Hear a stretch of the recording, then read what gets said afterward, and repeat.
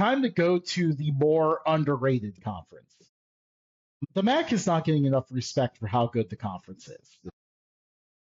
It performed very well in. I feel like a lot of MAC teams perform well in the non-conference slate. You've got a really good top tier teams.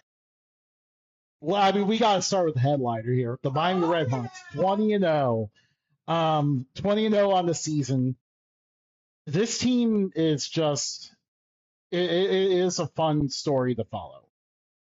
If you're tired of the portal era in college basketball, college sports, this team completely defies that. This is a group of kids that have stuck around, played together. They pass the ball really well because they're all on the same page and just have worked in the same system together, worked at getting better instead of going to a new place and learning new stuff every year. And they decided we like it here, like Ian Elmer, for example, has mentioned multiple times. He said, the grass isn't greener on the other side. It's good to be here and play with a group of guys that I like playing with. And I mean, if you're missing the way that college sports used to be, this Miami team should be who you're rooting for. It's such a great story.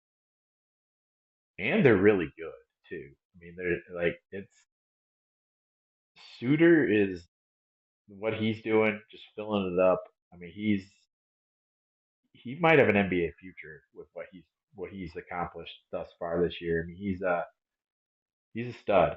But it's like you said. I Yeah, mean, they all you just watch them play, and you can tell that they've played together for so long. Just because they read and react to what's going to happen, and they know where their guys are going to be, what they're supposed to be, and that's a coach's dream when you got that. I mean, they added Almar Allison from Bradley, and he's kind of stepped in and done a serviceable job. But at the same time, like you get so many guys on that team who know what their role is, and they fill it to the best degree, and it's so fun to watch. And like I was yeah, telling you, like before we came on the air, like when I was at Grand Valley State, the MAC was not very good. And Grand Valley's a Division two.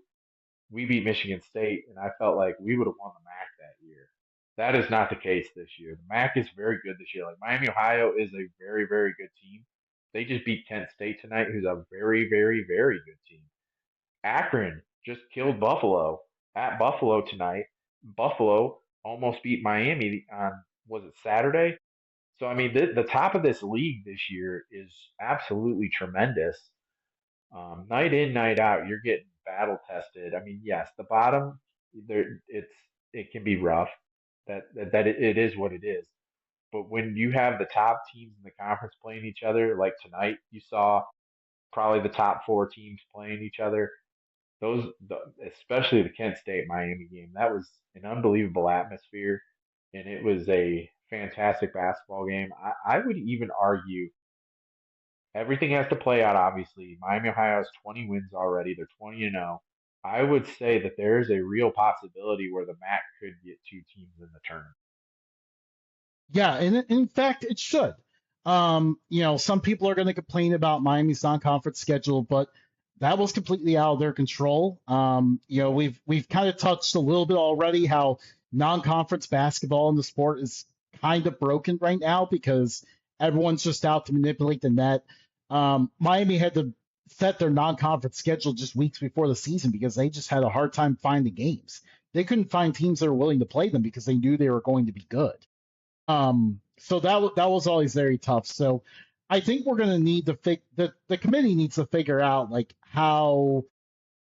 I mean, simply put, you just need to watch these teams. You watch them play, like you could tell that Miami is a tournament worthy team, and Akron is also really good. Like they have a lot of good teams. You even go further. The MAC has as many wins against the Big 12 as the SEC does this year. You had a few interesting results there, like Eastern Michigan took down Cincinnati, Bowling Green beat Kansas State. Like that just goes to show you, like those teams are not even at the top of the MAC, and they took down Big 12 teams on the road because, of course, they're not going to. We don't get to see Right. these teams Yeah.